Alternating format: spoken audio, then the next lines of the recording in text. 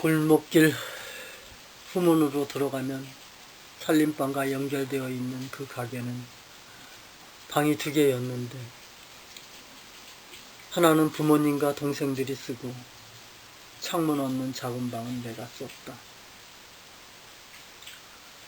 작은 방은 숨쉬기조차 힘들 정도로 작았으며 창문이 없이 불을 끄면 칠흑같이 캄캄하였다. 희망이라고는 찾아볼 수 없는 그 방에서 내 여자친구는 김춘수의 꽃을 들려주었다. 내가 그의 이름을 불러주기 전에는 그는 다만 하나의 몸짓에 지나지 않았다. 내가 그의 이름을 불러주었을 때 그는 나에게로 와서 꽃이 되었다. 아버지는 언제나 안방 한 구석에 앉아 안주 없는 소주잔과 한숨으로 세상을 달래고 있었다. 노동자가 주 고객인 엄마의 가게는 밤이 되면 술 취한 사람들의 다투는 소리가 나를 힘들게 하였다. 술에 취해 고래고래 소리를 지르는 엄마의 터질 듯한 목소리. 나는 참을 만큼 참다가 가게로 뛰쳐나갔다.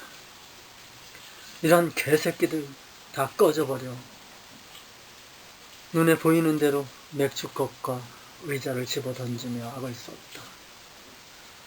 그러면 슬금슬금 술 취한 고객들은 비틀거리며 나를 비켜 지나갔다. 그리고는 그 창문 없는 방에 다시 들어와 또다시 소리 없이 흐느끼며 괴로워했다. 나는 탈출하고 싶었다. 이 지긋지긋한 현실로부터, 끝나지 않을 것 같은 이 가난과 절망으로부터 나는 진정 탈출하고 싶었다. 다행히 어머니의 소개로 시작한 과외는 대립여자 중학생들에게 인기가 있어 내 과외방으로 여러 학생들이 과외를 더 받고 싶다며 찾아왔지만 더는 할 수가 없었다. 이때 날짜가 얼마 남지 않아 더 이상 가르칠 수 없게 된 것이다. 과외비를 처음 받던 날 기뻐할 아버지를 떠올리며 당시 가장 인기 있는 담배인 솔 담배를 함부로 샀다. 아버지, 이제 그 독한 담배, 싸구려 담배는 그만 피시고 이거 피세요. 하지만 아버지는 내 말을 못 알아들었는지 나를 쳐다보지도 않고 아무 표정도 없이 화투패만 치고 있었다. 그 담배가 무슨 보물처럼 돌아가실 때까지 장롱 속 깊은 곳에 넣어두고 들어가셨다. 나는 그때부터 담배는 입에 대지 않았다. 내가 입대하기 전 며칠 전 아버지는 우리 삼형제를 불러놓고 반병쯤 남아있는 소주병을 금이 간 투명 유리 커피잔에 가득 따르면서 이 세상에서 가장 슬픈 사람이 누구라 생각하느냐. 나를 비롯하여 동생들은 갑작스러운 아버지의 질문에 꿀먹은 벙어리처럼 아무 말도 할 수 없었다. 학생은 학생의 신분을 잃어버렸을 때, 군인은 군인의 신분을 잃어버렸을 때, 직장인은 직장인의 신분을 잃어버렸을 때가 가장 슬픈 거란다. 너희들은 이 말을 잘 새겨듣고 열심히 살거라. 아버지의 그 말씀을 마지막으로 나는 그 무더운 여름날 입대하였다. 아버지는 아내가 매일매일 문 남자들에게 술과 웃음을 팔아야 하는 현실에 대하여 괴로워했을 것이다. 그리고는 자신의 무능력을 탓하며 안주 없는 소주로 세상과 자신을 원망하고 계셨을 것이다. 지금 생각하면 내 아픔만 생각하고 내 현실만 생각한 철없는 큰아들이었다. 당시에는 그러한 아버지 삶을 이해할 수가 없었다. 하지만 세월이 흘러 아버지의 나이보다 더 많이 살고 있는 지금에서야 아버지의 고뇌를 조금은 이해할 수 있을 것 같았다. 어렵고 힘들수록 아버지에게 더 다가가고 다정한 말로 새로운 희망을 만들어 드렸어야 했는데 나에게는 그럴 여유와 방법을 몰랐다. 이 점이 내가 평생 아버지에 대하여 후회하며 죄책감으로 사는 이유가 되었다. 지금 생각하면 아쉬움이 많은 시절이었다. 나락으로 떨어진 우리 집에는 가족이라는 울타리에 나만 있는 것이 아니라 동생들도 함께 있었다는 사실을 나는 보지 못하였던 것이다. 한참 어린 동생들의 성장기를 나는 무식하여 그들을 살펴보지 못하였다. 그것은 지금 내가 만들어 놓은 내 가정과 별 다를 게 없었다. 엉망이 돼버린 환경 속에서 동생들이 가진 절망감, 희망이 없어진 우리 집, 내가 겪는 고통보다 더 컸을 텐데 매일 밤 손님들과 술 취한 엄마의 싸움 소리, 끝이 보이지 않는 암울한 미래에 대한 상실감은 나보다 동생들이 더 컸을 것이다. 그러한 현실 앞에 동생들 역시 괴로워했을 텐데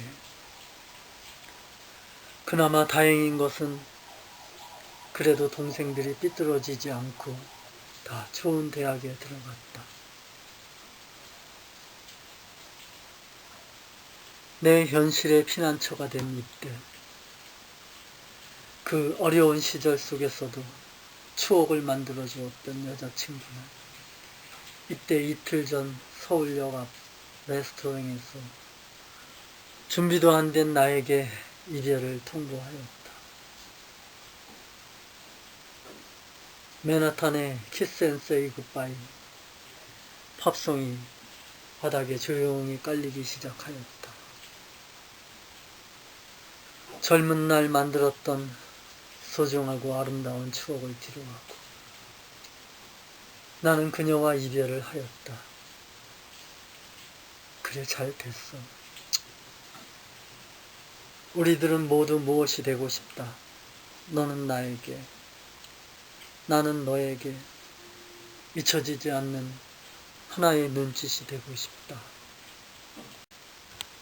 나는 김친수의 꽃을 마지막으로 맥주 한 잔과 함께 그녀의 행복을 빌면서 그녀의 이별을 받아들였다.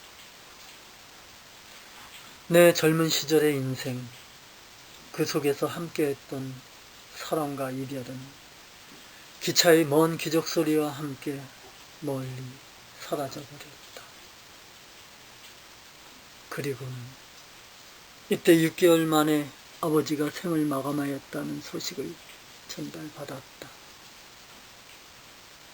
불쌍한 아버지, 사랑하는 나의 아버지.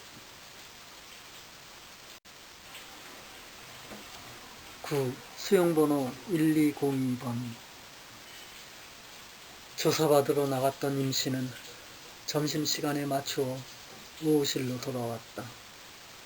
아들 왔어요? 들어오자마자 첫 질문이다. 아니, 말하기 좋아하는 임씨는 점심을 먹으면서 처음으로 옛날에 만났던 여자 얘기를 꺼냈다. 제가 만나는 여자는 7080을 하는 주인 여자인데 66년생 말띠였어요.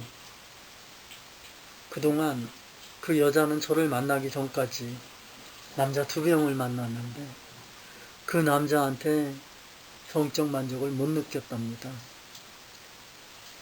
대부분의 남자들은 여자에게 예의가 없어요. 위에 올라타면 자기 할 일만 하고 내려오는 거예요. 임씨는 이 세상 남자들이 자기 같지 않다고 못마땅하게 한다. 왜 남자들은 자기 생각만 하는지 모르겠어요. 임씨는 목소리 톤을 높였다. 그 여자는 내일 저희 집에 와서 자고 아침에 일찍 일어나 갔어요. 참 좋은 여자였는데 임씨는 그녀와 헤어진 것이 못내 아쉬운 듯 하기에 그럼 왜 헤어졌어요? 나는 헤어진 이유를 물었다. 네, 당시 그 여자는 장사도 잘 안 되고 여자 엄마는 아파서 요양원에 있었는데 그 요양원을 다니느라 힘들어했어요. 가장 큰 문제는 내 밥벌이가 시원치 않았어였죠. 그래서 이 여자를 놔줘야 하겠다 하는 생각이 들었어요. 아, 담배가 피고 싶어요. 저 노래 잘하거든요. 임씨는 화제를 돌려 노래 얘기를 하였다. 나중에 한번 불러드릴게요. 10283 추가열 아시죠? 추가열이 제가 부르는 나 같은 건 없는 건가요? 이 노래를 듣고 칭찬했어요. 그 말이 사실이라면 임씨의 노래를 지금 들어보지 못하는 게 아쉬웠다. 인천 중부경찰서 유치장에 있던 나는 가슴이 가끔 아팠다. 그래서 구치소로 가기 전 내 신체의 이상 유무에 대하여 병원 질차를 가고 싶었다. 만일 구치소 가서 무슨 일이 생긴다면 구치소 들어가기 바로 전 내 몸 상태를 공식적으로 증명할 병원 기록도 남겨놓고 싶었던 것이다.